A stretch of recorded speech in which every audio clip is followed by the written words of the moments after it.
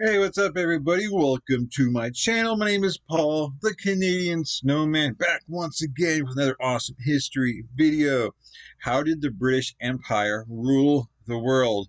I always think it's fascinating that you know Britain is quite small. It can be obvious when it comes to I guess countries compared to like the rest of the world, and then basically that small country. I mean, it's not small, but compared like if you compare it to like the actual like empire, it's tiny compared to the empire they end up ruling, and it's definitely very amazing and very definitely very interesting. Like, how did they rule all these lands?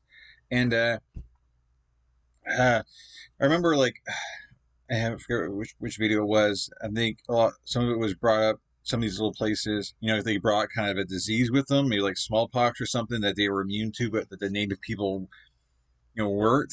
And so a lot of these populations died because, not maybe not a lot of them, but some of them died because of that. So the army, it made it a lot easier for an army to take over a certain area because the people were sick, or they didn't have the population at the time because of being sick. So I'm assuming that might be a part of a couple of these, but the other big land masses, I guess maybe there's just not much civilization there, uh, or really, they don't really have much defenses, so that they're able to occupy it. I don't know, but this will be very interesting, like how they actually did it, because I know that the British Empire was huge and all that stuff, and yeah, it'd be kind of interesting to kind of get like the lowdown of it, some inside information, as you will. But anyways, guys, please hit that like and subscribe button below. I'd really appreciate it. And we'll jump into this video. Yeah.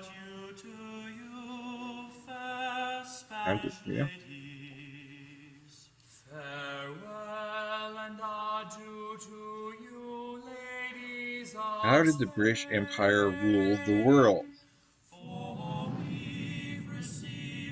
The British Empire may not have technically ruled the world, but it was, in fact, the largest empire to exist at any point throughout history. Reaching across the globe and carrying on over multiple centuries, the British Empire owes its success and ability to expand so widely. The geographical position of Yeah, like this is what I'm saying. Like, this is Great Britain up here, but they end up taking over all this land. Man, that's crazy. ability to expand so widely, the geographical position of Great Britain served as a major advantage to the growing empire. Given that the nation was an island, the likelihood of being invaded or conquered was somewhat lower than a country that was surrounded on True, all sides by foreign powers. true. Although Britain was not completely immune to incursions, it definitely benefited geographically, both in terms of external threats and when it came to any border disputes. Britain had a pretty clear and straightforward border between itself and any other nations.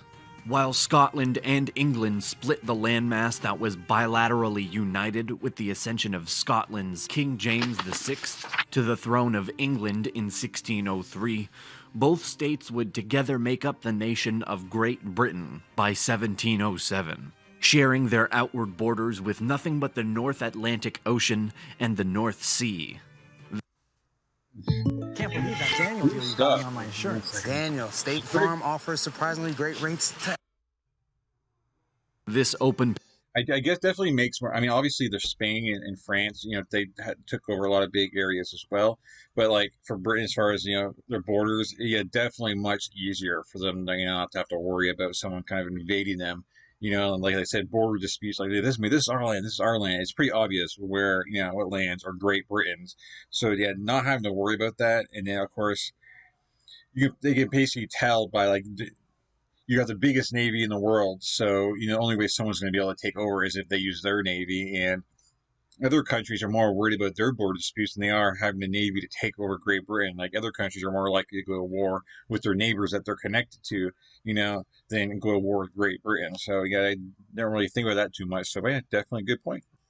position, with easy access for maritime expeditions, also gave Great Britain an upper hand when it came to reaching other countries and continents. Yeah. Needing only to cross over foreign land when they wished to reach countries more inward on their continent, the Brits were able to sail to just about any coastal nation without much resistance. Still, oceanic adventures would not have been so effortless for the British Empire without a strong naval fleet. Exactly. This is where the size and power of the Royal Navy became a center point of British success. While Great Britain did not always control the world's oceans, the reason they began to skyrocket as an unignorable maritime power by the 18th century is largely due to the fact that they invested more money in ships and guns than other naval forces. The government and citizens of the British Empire truly believed that the future of their wealth was to be found through the ocean. Recognizing the importance of overseas trade, as well as a fleet that could also defend their land if ever required, the Brits made sure to adequately fund the Royal Navy. The Empire's focus on trade additionally contributed vastly to its triumphant transcontinental growth. Intent more on gaining wealth and increasing trade than on consolidating power through conquest, the Brits were able to create a more desirable environment for others to become a part of. After the successful colonization attempts in North America and the West Indies, So they didn't all the time just like force their will on people. They kind of like started trade with them and then kind of built their posts and kind of just, I guess, gradually kind of took over these areas and ruled them. Is that kind of what they're saying, kind of thing? And just they didn't just go there and start like bombing and shooting people. I mean, they started trading and got the people that they were, basically conquering, not conquering, but the people that the lands they were taking, got them to feel comfortable with them and everything. And maybe before those other people knew it, they were kind of being ruled by them, I guess, right? Right? I don't know. during the 1600s, the British Empire began to establish a commercial system that allowed for exponential success within Great Britain and its overseas territories. Colonies were granted monopolies for their products in the British market, and therefore were to conduct trade via British ships. In 1651, the Navigation Act would prompt the development of a closed economy between the empire and its colonies, thus creating a system where all colonial imports were required to come from Great Britain and all colonial exports were to be sent directly to the British market by the way of British ships. Okay. During the same century, the British East India Company was established as a means of trade between Great Britain, East Asia, Southeast Asia, and India. Initially focused on the spice trade, the East India Company later incorporated other goods such as silk, cotton, tea, opium, and more. Politics made its way into the company later on, despite the origin being purely based on establishing more trade opportunities. Driven limitlessly by the concept of controlling a global trade market, the British Empire continued to extend its reach across the continents of Europe, Asia, Africa, Australia, and the Americas. While the process of colonization varied from territory to territory, one thing that remained consistent was the form in which these expeditions began. Unlike other empires who chose to expand through the use of military might and sovereign claims to power, the British facilitated most of their expansion through the establishment of trading posts and systems. Nonetheless, the British Empire was not a completely non-violent authority. On top of the Anglo-Dutch and Anglo-Spanish Wars, So pretty much like I was saying, they started off as trading and basically gradually ended up taking over, right? Pretty much what they're saying. So I was pretty much right on that point. non-violent authority. On top of the Anglo-Dutch and Anglo-Spanish wars near the start of British expansion, the empire also engaged in conflict with its American colonies during the American Revolutionary War, later followed by the dissension in India, succeeding the decline of the Mughal Empire, and leaving the British East India Company as a prominent political power in the region. The presence of Britain in India was also notably more forceful than some of their other trade-focused enclaves. demonstrated by the expansion of the East India Company's power through the threat of violence against those who protested.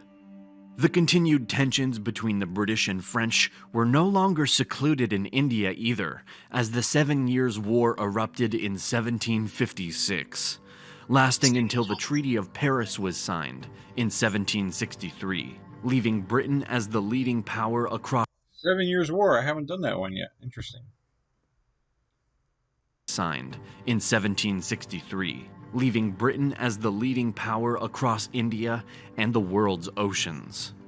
When the American Revolutionary War came in 1775, So why'd they have to use the most force throughout India? Like, I guess other places didn't put much of a fight, but India was more like staying up against them. I guess they were less willing to have the British there. You can kind of take over. I'm guessing. when the American Revolutionary War came in 1775, after the British Empire responded to the no taxation without representation movement of the Americans by sending troops to try and subdue the colonies, France and Spain chose once again to go to war with Britain, now as allies of the newly declared United States. In 1783, at the Peace of Paris, the British Empire was forced to acknowledge American independence, in turn relinquishing any control over their former colonies. Devising a new strategy after such a drastic loss of territory, Great Britain now turned its attention toward the continents of Asia, Africa, and Australia. So let's say you have to read an incredibly long email from your boss that you have to finish before the big meeting. Marketing So like, okay, well, we can't have America. I mean, we need some other places to trade with, and earn some money at. So turn to the other ones, who are probably, easier pickings, I guess, kind of where they didn't have to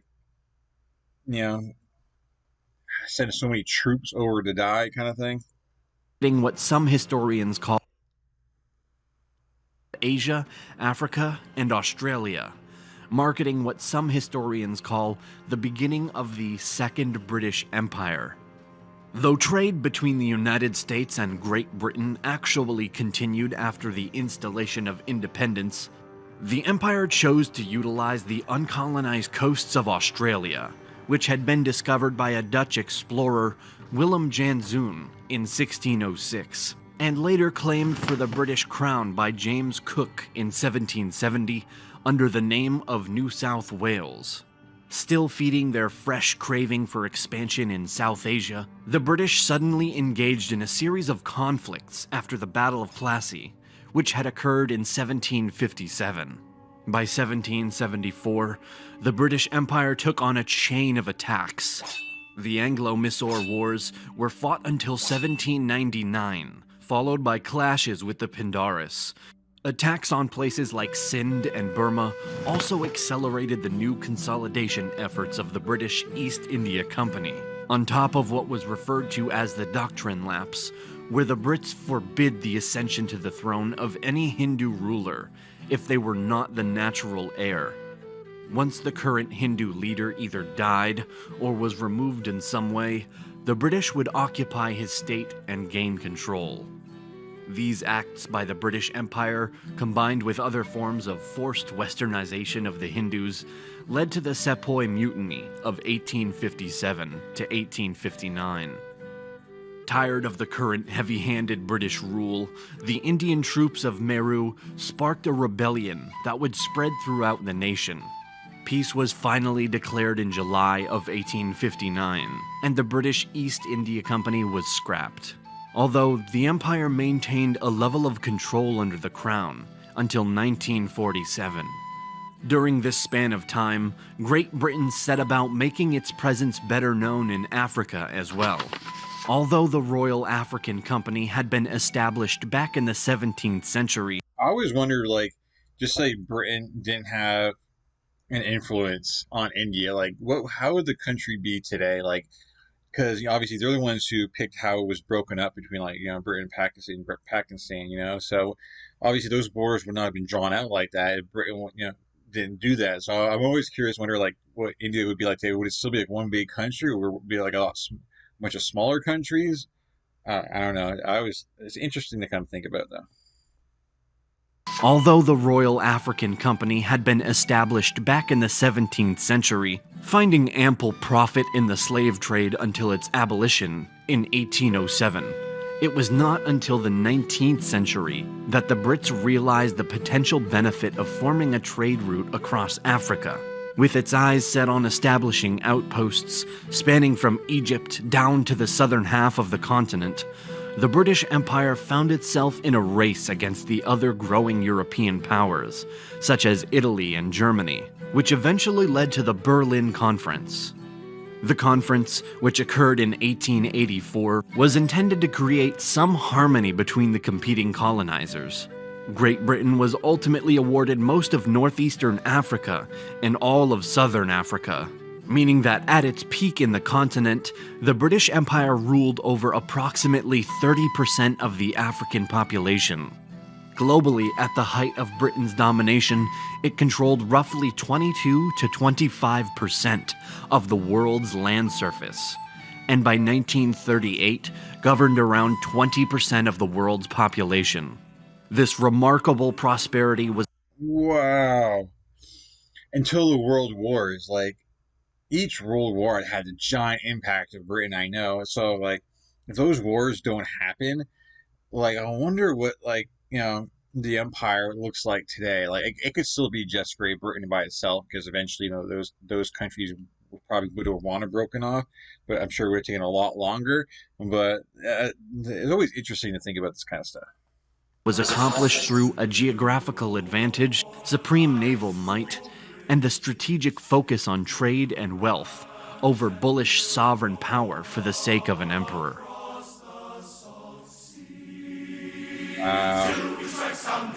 Oh, there we go, guys. How the Brit. I kind of figured it was like this, but I just kind of wanted to, focus in on it, like, because I thought it was like maybe through trade at first, but I figured that's what a lot of other countries did, right? I'm sure did when France and Spain kind of took over. Did they take over by force? When they took over, I think like a lot of the because when we talk about like the Mayans, and the Incas, like a lot of that was done by force. It wasn't just trade; it was force, right? Uh, so it's definitely interesting how they did it a different way. They weren't originally out just to conquer land; they just wanted to trade, and then one thing leads to another, and there you go. But anyways, guys, please hit that like and subscribe button below. Let me know your thoughts in the comments below. You know, and yeah, another great, interesting, insightful video for us. But anyways, guys, like and subscribe. Catch you guys in future videos. I'm out of here. Peace.